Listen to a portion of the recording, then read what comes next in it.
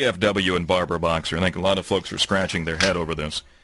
How does the Veterans of Foreign Wars endorse Senator Boxer when she tells a general, hey, call me Senator? I've earned that title.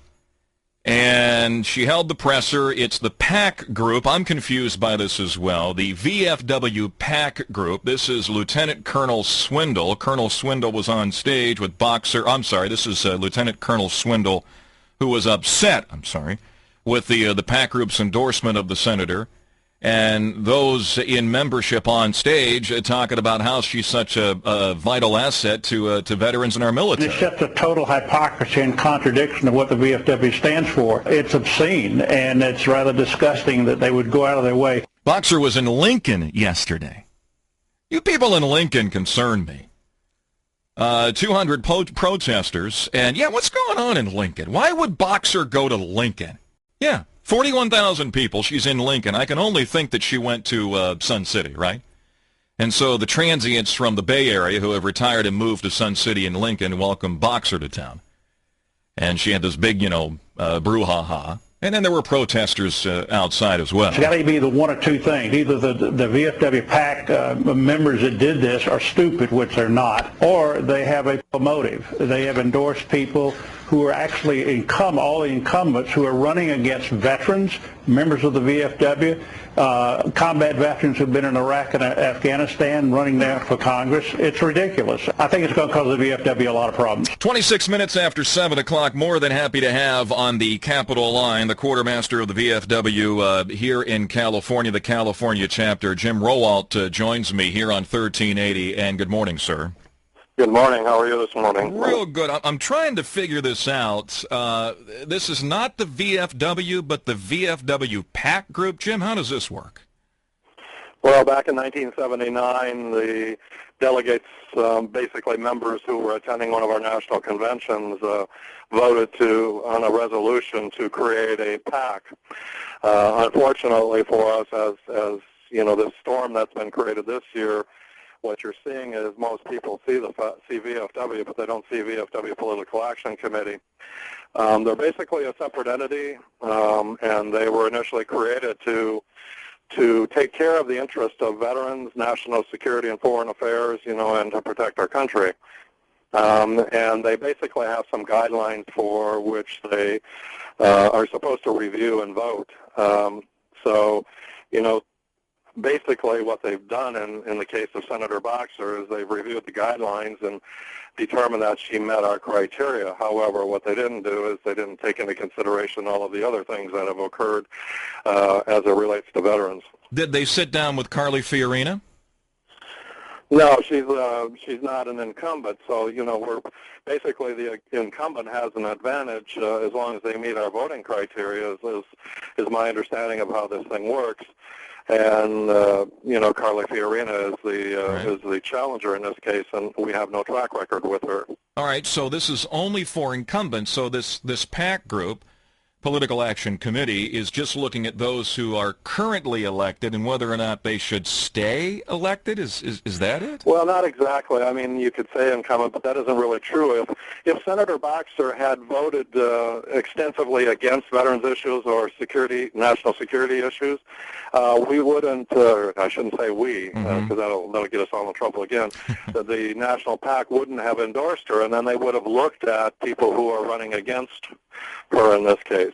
All right. Now, did this PAC group consider the famous back and forth general over a hearing where she, dresses down a general and says, hey, quit calling me ma'am, call me senator, I've earned that title, in very Barbie and sharp terms? Was that considered at all? I can't answer that. There's basically 9 members that are on the board of directors of PAC. I'm not privy to that. I only see the end results. But if I may add to this, in the past, when this was originally created, the states were given an opportunity to voice opinions. And as time passed from 1979 to present, we seem to have been taken out of the mix. And I can understand part of the reason. Political action is usually separated from the organization.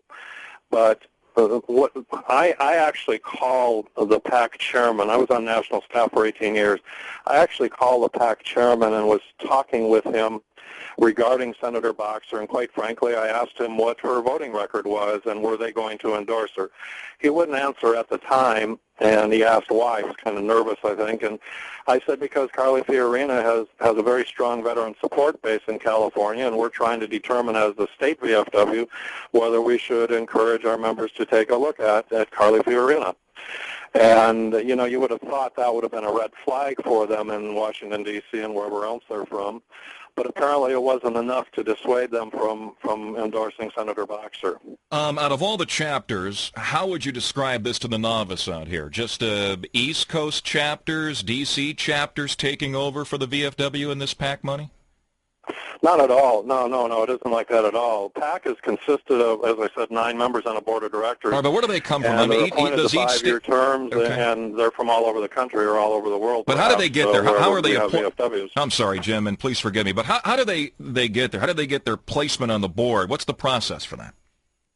Well, basically, it's our commander-in-chief makes those appointments, and sad to say, sometimes they're just political payback. All right, so there's no upward communication here. Upward to the national organization, I guess not. Yeah, so this is all down. Yeah, it's a top-down loaded, and you know, we're suffering the wrath of it right now here in California. I mean, I was in training in Kansas City last week, and my phone started ringing. I believe it was about Saturday. My BlackBerry was going nuts with people saying, "Are you guys idiots or what?" You know, and I might have to agree with them. Mm-hmm. So this comes down from the administration, and these people are pretty much, I mean, what the media is not clarifying is that this group is established from the ideology of the current administration. It's not like these are delegates representing the views of the chapters throughout the country, correct? That is correct. So this is nothing more than a President Barack Obama endorsement through the VFW. Well, I don't know if I want to go that far. That's okay. I can go that far. What is the outrage inside of California with the VFW for this endorsement? What are you hearing? Well, I have to tell you, I was out of the state for 18 years when I went to work for national headquarters, but prior to that time, I led the VFW in California as its state commander. And I can tell you back then, 25, 30 years ago, then Congressman Boxer never really supported veterans, and I think that's evident today in some of her actions. So I've never had a fond remembrance of the lady, and I think the outrage is the fact of her actions. You know, be it call me ma'am or call me senator. You know. Things like that, and her voting record. I mean, there's a lot of issues. She was one of 12 senators that voted against the Iraq Initiative and those things. So, you know, if you look at the overall picture, and then I guess one that really blows a lot of veterans' minds, especially Vietnam, is the fact that she has Jane Fonda on her as a part of her regimen, you know, her support base. So there's a lot of reasons why veterans would be dissuaded or upset with VFW. Again, all I can say is it's VFW-PAC. It's not Department of California, I can assure you of that.